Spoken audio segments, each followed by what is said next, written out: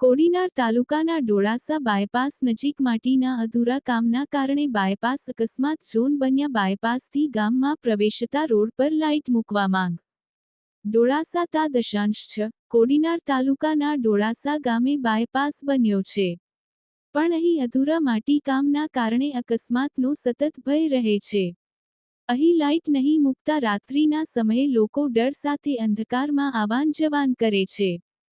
ડોળાસા બાયપાસનું મોટા ભાગ કામ પૂરું થયું છે, પણ કોડીનારથી આવતા ડોળાસા બાયપાસના વળાંકમાં માટીનું અધૂરું કામ હોય. અહીંથી ગામમાં પ્રવેશતા વાહન ચાલકોને મોટા વળાંકમાંથી પસાર થવું પડે છે. અહીં હાઈવેની સંપાદિત જમીન હોવા છતાં માટી કામ નહીં કરતા આ બાયપાસ અકસ્માત ઝોન બન્યો છે. અહીં નાના નાના અકસ્માતો સર્જાતા રહે છે.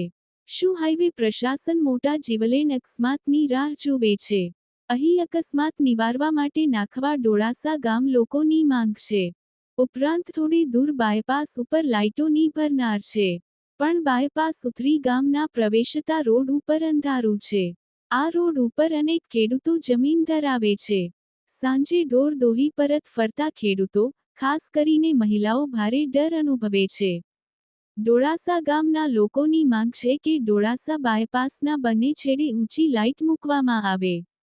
ડોળાસા ગ્રામ પંચાયતના સદસ્ય શૈલેષભાઈ મોરીએ આ બાબતે ઉચ્ચ કક્ષાએ રજૂઆત કરી ડોળાસા ગામની હાઈવે સંબંધી ફરિયાદોનું નિરાકરણ લાવવા માંગ કરી છે.